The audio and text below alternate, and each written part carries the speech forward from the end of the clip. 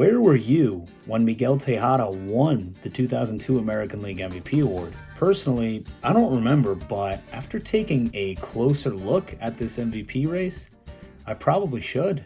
Hello everybody, and welcome back to the Yapper's Box and to another segment of award robberies. It's been a long time since the last video. Apologies, had a very busy winter break, but got a lot of plans for the channel, and it's good to be back. What are these so-called plans of yours? Oh, nothing important. You know, nothing. Well, it will be important eventually, but right now it's, got to get a couple more videos out and make our way there. But so you're just hyping this up and you're not going to tell us? Like until March or something? Yo, just relax, man. Let me make the video. I'll figure it out. All right, give me a second. All right. My bad. Anyways, where were we? Oh, that's right. Award robberies. Yes, today we have a bit of a head scratcher on our hands. I honestly have no idea how this race is not one of the most debated of all time. So I'm going to do my best to tie up all the loose ends here. Let's go. Over the course of his 15-year career, shortstop Miguel Tejada flashed some periods of greatness. In 2004, he drove in 150 runs for the Baltimore Orioles. The following season, he totaled 50 doubles. And a few years prior to all of that, he won American League MVP as an Oakland Athletic. That season, the A's shortstop batted .308, clubbing 34 home runs and driving in 131 runs. Tejada finished with an .861 OPS, a 129 weighted runs created plus, and a B-WAR of 5.7. A very well-rounded campaign from the former All-Star.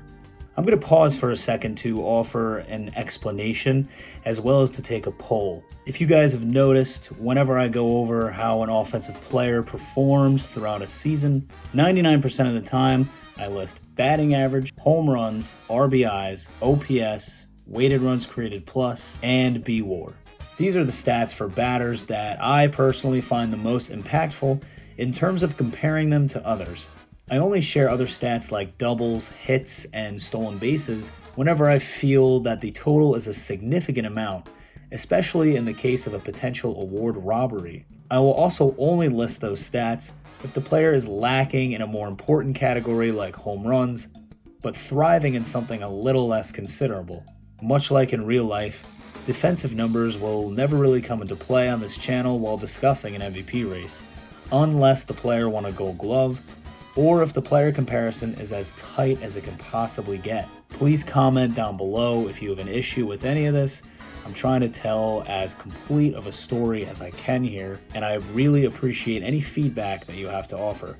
Now, back to the video. So we've looked at Tejada's numbers, and they're good.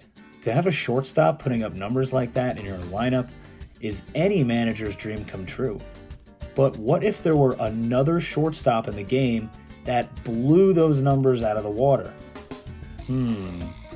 That brings us to the man who probably should have won the AL MVP in 2002, Texas Rangers shortstop Alex Rodriguez. A-Rod was at the top of his game back then, despite a struggling Texas Ranger team. Across a full 162-game campaign, the shortstop batted .300, mashed an AL-leading 57 home runs, and drove in an AL-leading 142 runs. A bit higher of a batting average, and Rodriguez is looking at a Triple Crown season right there. He finished the year with an OPS of 1.015, a weighted runs created plus of 158, and an American League best 8.8 B-WAR. Like I said at the beginning, this one is a head scratcher. Let's discuss why this is. For starters, Miguel Tejada bested Rodriguez in only two important categories, batting average and hits. It's also important to note that Tejada finished outside the top 25 in on-base percentage and outside the top 15 in slugging percentage, while Rodriguez was in the top 10 for both. I'm not even close to being done yet. In 2002, A-Rod made history by clubbing the most home runs by a shortstop throughout a single season in Major League Baseball history. He broke a record that he had set the year before with 52. The only players who have come remotely close to that 57 mark are A-Rod again and Ernie Banks in 1958. So now we're not only discussing a guy getting robbed of an MVP award, we're discussing a guy who arguably had the greatest season at his position getting robbed of an MVP award by another person at that position. And if you really want to bring up defense, feel free. The American League winner of the Gold Glove Award at shortstop in 2002, Alex Rodriguez. I think it's pretty fair to say that this is an obvious MVP snub. A-Rod hit more home runs than anybody in baseball that season, totaled more RBIs than anyone in baseball that season, and won a Gold Glove Award at shortstop. Tejada also had a lower on-base percentage, had a lower slugging percentage, a lower weighted runs created plus, and a lower B-WAR than the guy who he beat out for his award. Boom. Case closed. What do you guys think of this MVP race? Please comment down below. Did you enjoy today's video? Well, you better subscribe to the channel and like the video immediately, if so. Please do so because more videos are coming your way. Thank you for watching and see you soon.